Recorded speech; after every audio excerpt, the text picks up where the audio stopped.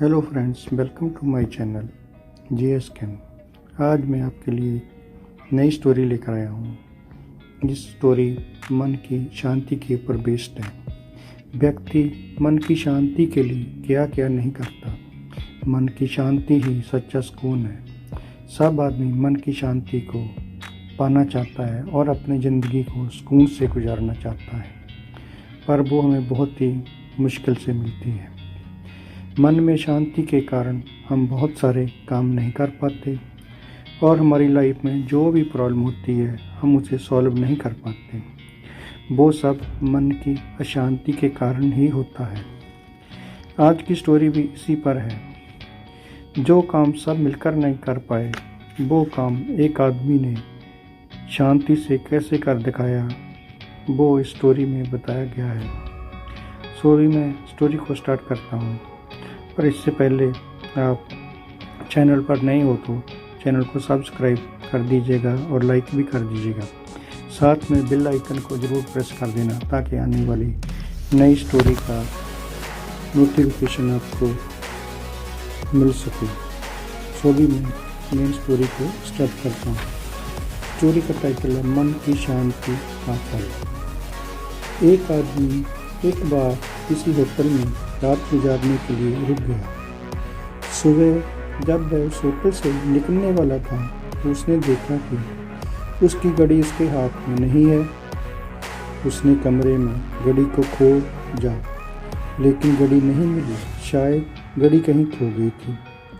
वह आदमी परेशान हो गया क्योंकि वह घड़ी उसके लिए खास थी।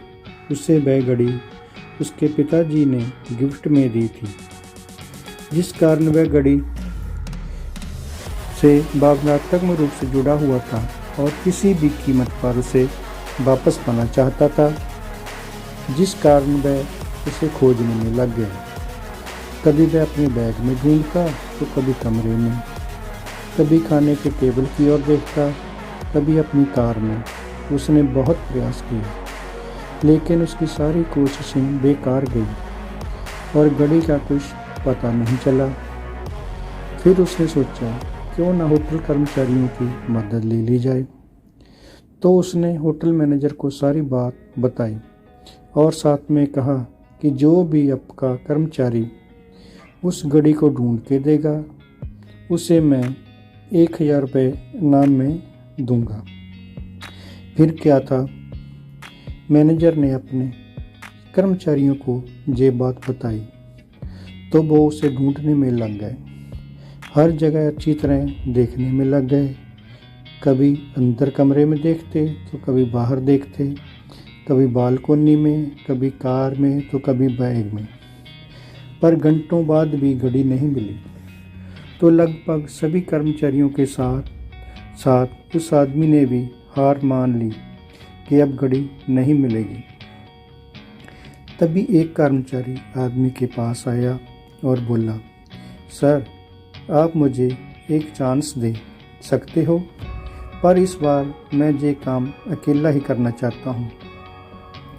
उस आदमी को तो अपनी घड़ी चाहिए थी, तो उसने तुरंत हाँ कर दी। उस कर्मचारी ने कमरे के अंदर उस घड़ी को ढूंढा और जब वह कमरे से बाहर निकला तो उसके हाथ में घड़ी थी।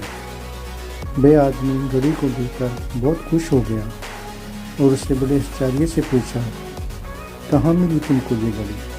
जहाँ हम सभी को ये नहीं मिल सकी तो तुमने कैसे ढूंढ लिया?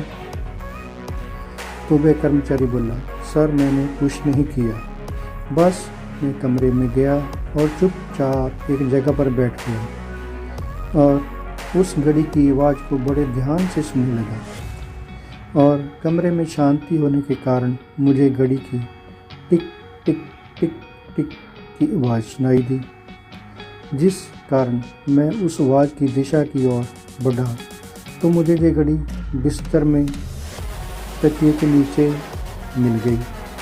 दोस्तों, कई बार हमें अपनी प्रॉब्लम के कारण इतना परेशान हो जाते हैं कि हम उस प्रॉब्लम का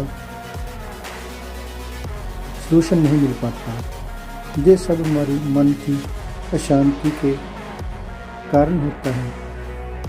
जिस तरह कमरे में शांति होने के कारण घड़ी ढूंढने में मदद मिली। ठीक उसी तरह मन में अगर शांति हो तो हम अपनी कई समस्याओं से निकल सकते हैं। इसलिए अपने लिए हर दिन थोड़ा टाइम निकालो और वह समय सिर्फ आपके लिए हो, जिससे आप शांति से बैठकर खुद से बात कर सको और अपनी अंतरात्मा की आवाज़ को सुन सको। इस तरह आप खुद को और करीब से जानोगे और अपनी ज़िंदगी में शांति भी पालोगे, जिससे आप अपनी ज़िंदगी को अच्छे ढंग से जी सकोगे और लाइफ को एंजॉय कर पाओगे।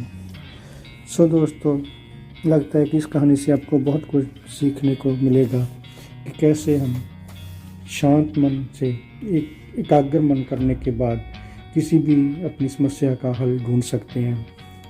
आपको ये स्टोरी कैसी लगी प्लीज़ कमेंट करके ज़रूर बताना और चैनल को सब्सक्राइब कर देना और लाइक भी कर देना, ताकि आने वाली नई स्टोरी का नोटिफिकेशन आपको मिल सके। Thank you.